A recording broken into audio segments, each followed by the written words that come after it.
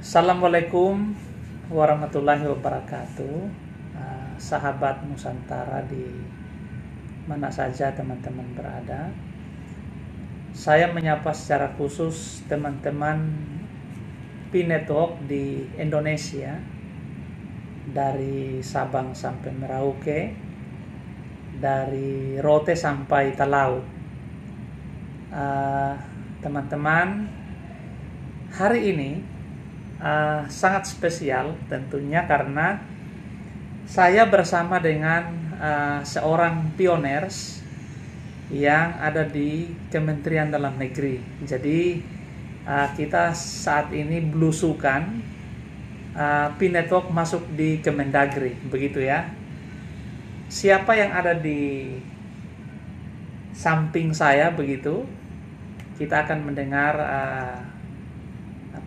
perkenalan beliau, kita akan mendengar cerita dari beliau, dan kita akan mendengar seperti apa keberadaan orang yang akan kita wawancarai ini itu di P-Network. Oke, langsung saja kita segera mendengar siapa sosok yang sedang ada di samping saya bersama-sama kita pada sore menjelang malam ini ya. Oke, silakan Pak, perkenalkan nama Bapak lahir tahun berapa, terus pekerjaan Bapak tentunya di sini, dan Bapak sudah berapa lama join di P-Network. Silakan Pak. Siap. Terima kasih Bapak Abner yang telah memberi kesempatan kepada saya. Dalam kesempatan ini saya ingin berbagi cerita sedikit untuk teman-teman semua dimanapun berada. Assalamualaikum, salam sehat, salam sejahtera, salam petir untuk kita semua. Salam petir ya, oke. Jadi saya dulu kelahiran tahun 69 di Jakarta. Kebetulan Bapak anggota TNI, jadi di Priok masa kecil saya, masa lahir saya. Dan kebetulan saya itu sekolah di Jakarta dari SD sampai STM, dan masa kecil dan masa muda saya memang banyak dihabiskan di Jakarta. Dan mungkin atau ada sedikit gambaran tentang hidup di kota besar yang penuh dengan perjuangan, penderitaan ataupun harapan bagi kaum-kaum kecil yang masa-masa itu mungkin terlindas dengan zaman.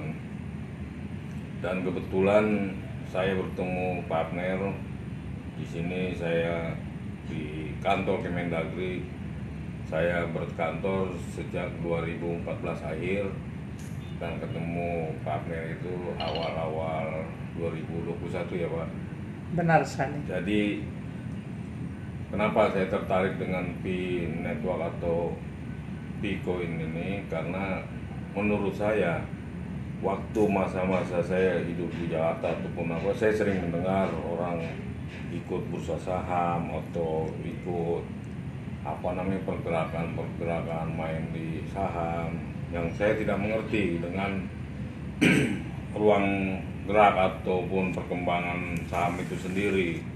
Cuman dalam hati ataupun dalam penglihatan saya selama dulu di Jakarta, ada benarnya menurut saya, karena ada banyak cerita yang menyangkut tentang saham ini, seperti seorang pedagang Indomie ataupun pedagang kecil, dia ikut main bursa saham, dan akhirnya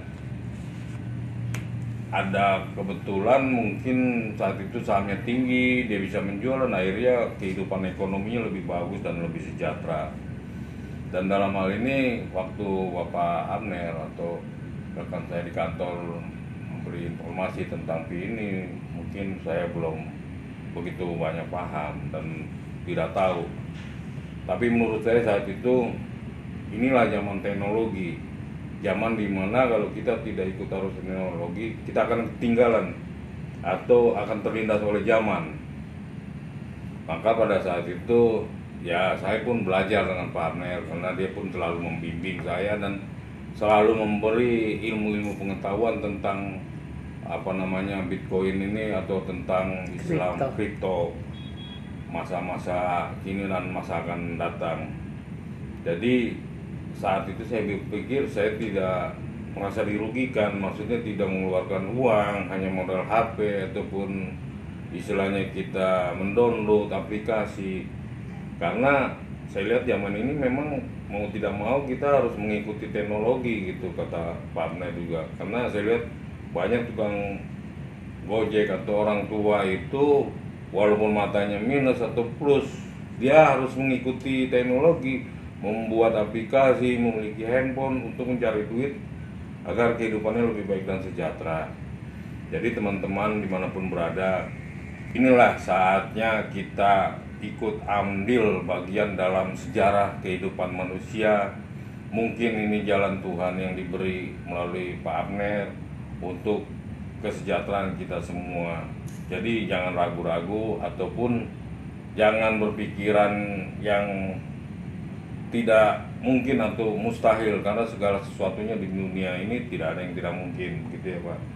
Jadi saat ini saya memang mengikuti, kalau nggak salah sehabis bulan puasa bulan Juni 2021 ini, dan alhamdulillah mungkin fee saya sudah sekitar 1000-an. Luar biasa itu. Karena pergerakan mungkin yang pengundang saya hanya sedikit dan tidak aktif. Jadi saya mengajak teman-teman dimanapun berada, inilah kesempatan kita, inilah saatnya kita bangkit, karena kita akan berkiprah ataupun berkarya untuk sesama kita, atau untuk lingkungan kita, atau untuk keluarga kita yang selama ini kita mungkin kekurangan atau kurang sejahtera, atau banyak keinginan dan harapan yang ingin kita capai. Inilah sarana itu, inilah kesempatan itu. Jadi jangan ragu-ragu, ikuti terus perkembangan dan ikuti terus arahan Pak Abner yang selalu siap membantu kita di mana kebingungan kita ataupun ketidaktahuan kita diajak mengerti. Jadi bagi teman-teman dimanapun berada, semoga ini menjadi kunci keberhasilan atau kunci harapan kita, atau kunci harapan keluarga kita semua. Percayalah, Tuhan Maha Pengasih lagi Maha Penyayang dan mendengar apa isi hati kita semua. Saya rasa mungkin saat ini seperti itu dulu. Jadi mungkin kita akan sama-sama menghadapi zaman kripto ini lebih baik, karena kalau kita lihat memang masa-masa ini akan terus melalui masa-masa digital, semua melalui masa-masa aplikasi ataupun yang disebut era digital atau era teknologi. Kalau kita tidak ikut, kita akan ketinggalan zaman, gitu ya Pak. Luar biasa, teman-teman. Ini penuturan dari hati yang terdalam tentunya ya dari Pak Irfan. Jadi saya dan Pak Irfan ada di satu direktorat. Kami ada di Direktorat Kawasan, Perkotaan dan Batas Negara. Pak Irfan ini ada di Batas Negara. Saya ada di Perkotaan, begitu ya. Kami ada di Direktorat Jenderal Bina Administrasi Kewilayahan Kementerian Dalam Negeri. Tadi memang saya sempat bilang sama Pak Irfan, yuk berbagi cerita dengan teman-teman pioners di Indonesia, di Nusantara ini. Silakan bagi cerita Bapak. Kita akan mengeksplorasi ya lebih dalam lagi. Pak Irfan, tadi Bapak bilang koinnya sudah 1000. Siap. Ada enggak umpamanya suatu saat Pak Irfan itu terasa malas atau lupa menambang atau seperti apa Pak? Mungkin saya lupa menambang. Kadang-kadang memang kebetulan saya di perbatasan, jadi kalau ada dinas sinyal HP itu tidak ada, jadi terlewat 2 hari ataupun 3 hari gitu. Kadang-kadang ya memang untuk jangkauan sinyal di seluruh Indonesia ini mungkin selain kartu simpati itu memang jarang Pak Abner. Kayak daerah Kalimantan itu nggak ada dapat sama sekali. Orang Indosat ataupun provider yang selain Telkomsel gitu. Jadi ya kedua mungkin lupa kalau di rumah ataupun apa. Dan ketiga memang kita untuk meyakinkan orang-orang di sekitar kita, di dekat kita, mungkin mereka melihat tampilan kita ataupun ya mungkin kita juga kurang bagus sebagai penerjemah apa itu pi ini sendiri. Jadi mungkin mereka itu karena sering mendengar berita ataupun cerita-cerita yang hoak ataupun tidak benar, akhirnya mereka tidak yakin. Walaupun saya meyakinkan bahwa kita ini tidak ada yang dirugikan gitu Pak Amir. Maksudnya kita tidak membeli pakai uang, hanya aplikasi kita rajin menambang ataupun mengikuti perkembangan gitu Pak. Pak Irfan, kenapa Bapak yakin sekali dan mengambil keputusan untuk nambang pi? Alasan Bapak itu apa? Karena begini Pak, ini maaf saya kasih cerita dikit bukan. Oke, kita mendengar cerita ya. Kenapa Pak Irfan itu yakin kan di luar sana kan banyak sekali teman-teman yang nyinyir ya. Betul. Jadi kenapa Pak Irfan kok tidak nyinyir? Kita mendengar cerita beliau begitu ya. Yuk, silakan Pak Irfan. Karena begini, zaman sekarang ini apalagi pandemi ini, kalau kita ambil secara garis akal pikiran kita, ini adalah pelajaran dari Tuhan untuk mengerti siapa kita dan siapa Tuhan kita. Kenapa kayak saya yakin seperti ini? Ini tidak aneh buat saya Pak Amir, karena di dalam kitab dan keyakinan saya itu ada keterangan mengatakan bahwa ada satu masa yang nanti setiap orang itu punya emas. Di mana kita memiliki emas, kita mau bersedekah istilah ke orang, ke sekitar kita, mereka tidak terima emas kita. Kenapa? Karena mereka semua masing-masing sudah punya emas. Ada itu di hadis ya? Ada itu betul di Al-Quran kitab saya. Jadi saya teringat itu. Mungkin inilah gambaran ataupun keterangan yang ada dalam kitab dan keyakinan saya seperti itu Pak Amir. Jadi kalau kita kembali ke masa seperti dulu atau sejarah, begitu banyaknya emas atau bumi yang kita pijak, kita diami ini, itu adalah sumber daya alam yang sangat sungguh luar biasa Pak Amir. Jadi seandainya kita memiliki emas dan semua memiliki emas, kita tidak bisa menyedekahkan mau berbuat untuk mensejahterakan orang lain, karena semua masing-masing memiliki emas, semua sudah kaya, tidak ada lagi orang miskin. Kira-kira gambarannya seperti itulah. Makanya kenapa saya lihat Bitcoin ini berbentuk logo emas ataupun apa, dan kita harus menambang. Ya inilah mungkin cikal bakal nanti masa-masa yang akan datang, mungkin suatu saat nanti anak atau generasi cucu kita yang akan mengalami Pak Amir. Satu, keyakinan saya di situ. Kedua, memang istilahnya kita sebagai rakyat kecil atau sebagai orang awam, karena punya harapan, punya keinginan untuk berbuat, tapi memang tidak memiliki sarana atau katakan harta itu sebagai sarana untuk kita berbuat kebaikan, seperti membangun sekolah atau membangun masjid atau membangun sarana-sarana yang di luar lingkungan kita sendiri. Kita sangat sedih sekali ingin membantu sesama kita, tapi kita pun tidak mampu untuk diri kita sendiri ataupun keluarga kita. Kita hanya pas-pasan, ya cukuplah, ini yang kita syukuri gitu.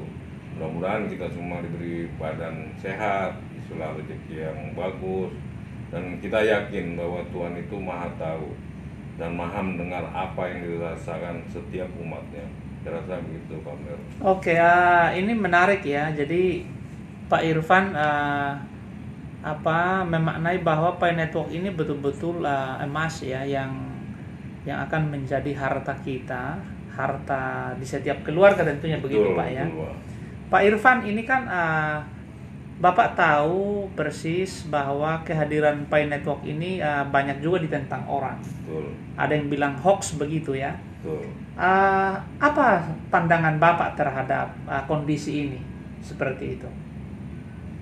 Memang demikianlah kehidupan ini Pak Amir. Maksudnya tingkat pendidikan atau pola pikir manusia pun tidak sama.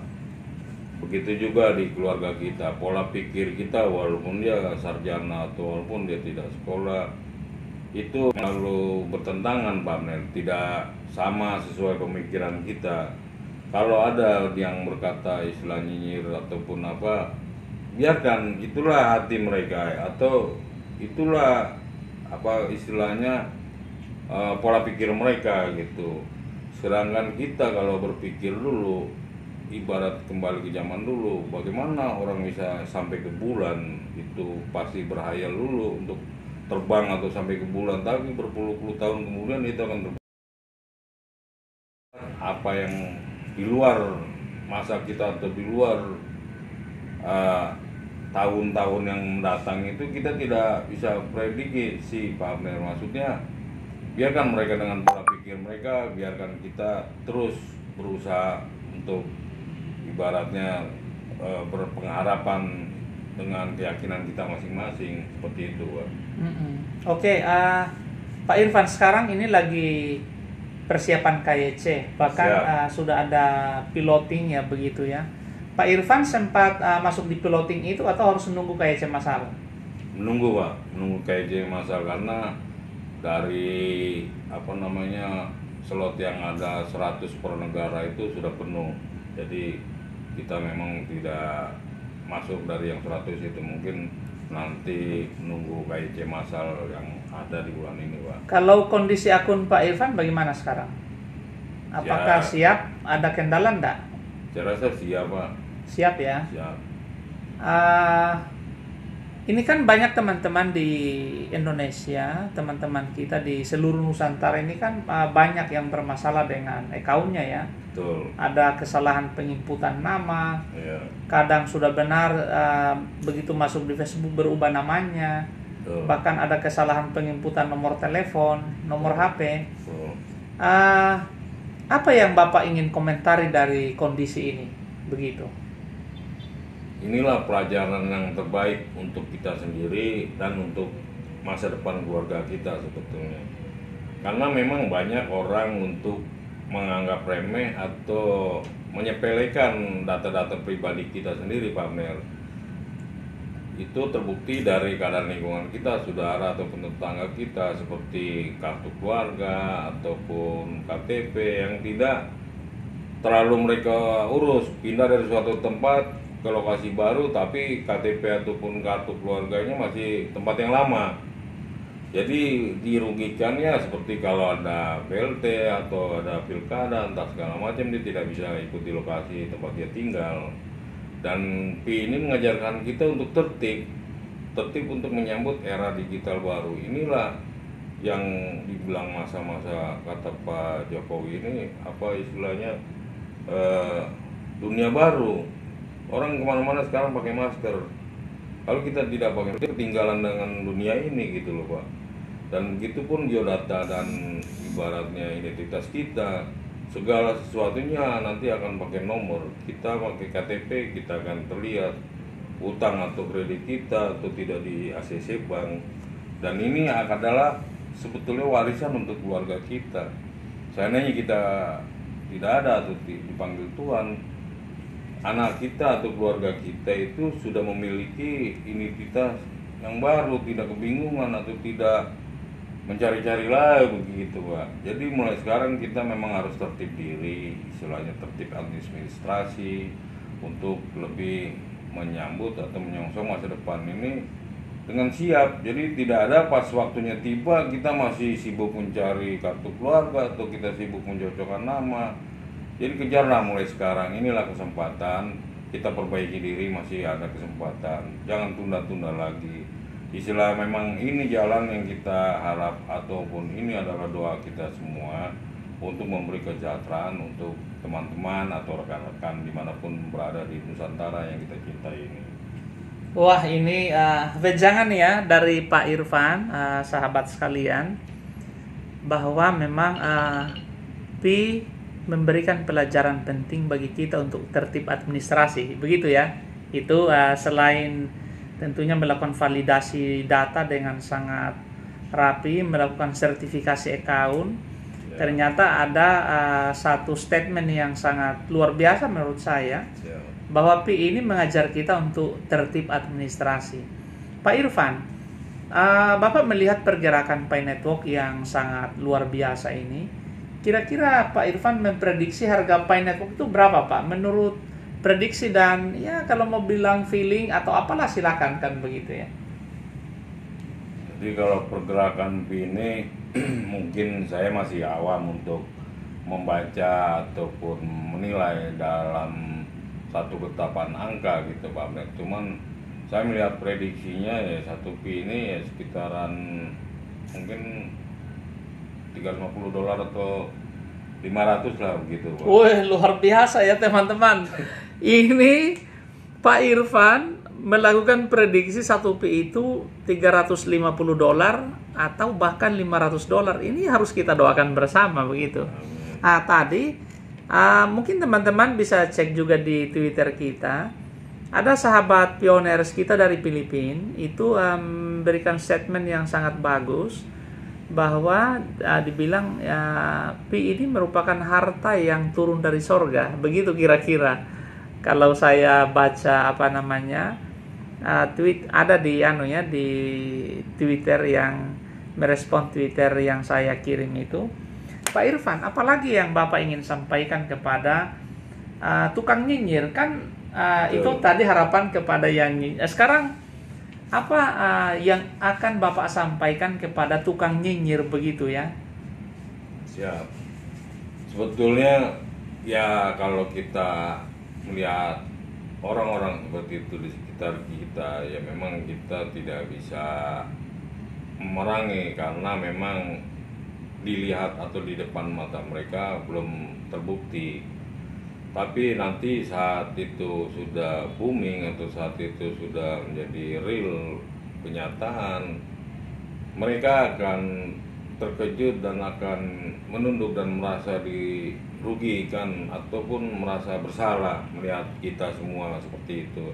Jadi biarkan saja kalau mereka dengan keadaan seperti itu ya sekarang istilahnya jangan sampai kita dengan sesama kita yang akhirnya makin jauh ataupun kita akhirnya timbul emosi karena ini untuk diri kita sendiri.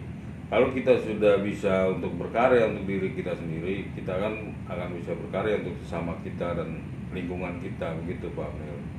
Oke, Pak Irfan, Bapak menambang Pi. Kira-kira Pi Bapak itu mau dibelikan apa, Pak? Ya, insya Allah kalau semua untuk dibelikan, saya belum bisa memprediksi lebih jauh gitu Pak Amir. Cuma mungkin harapan dan doa teman-teman semua. Ya paling enggak kalau untuk wujud nyatanya kita memiliki rumah impian untuk keluarga dan untuk sesama kita di lingkungan kita, minimal kita punya tempat tinggal yang nyaman lah. Satu untuk keluarga, dua untuk lingkungan, dan kedua istilahnya teman-teman juga jangan lupa ini kalau yang dibilang Pak Amir tadi harta dari Tuhan ataupun apa, berbuatlah untuk Tuhan sebagian dari harta kita yang kita dapat ini, seperti membangun masjid, membangun gereja, atau membangun ibadah, tempat ibadah, atau menolong sesama kita yang kegelapan hatinya. Karena mudah-mudahan di sini kita mesti berkarya, karena memuliakan Tuhan itu harus dengan karya. Menurut saya begitu Pak Amir. Karyanya itu membantu orang yang susah atau menolong orang-orang yang fakir miskin, gitu kira-kira. Luar biasa ya. Wah ini teman-teman kita ini sebetulnya dapat materi kuliah yang hebat dari Pak Irfan ya. Jadi beliau sangat senior di di salah satu direktorat kita di Waskoban ya. Ini Waskoban itu kawasan perkotaan dan batas negara.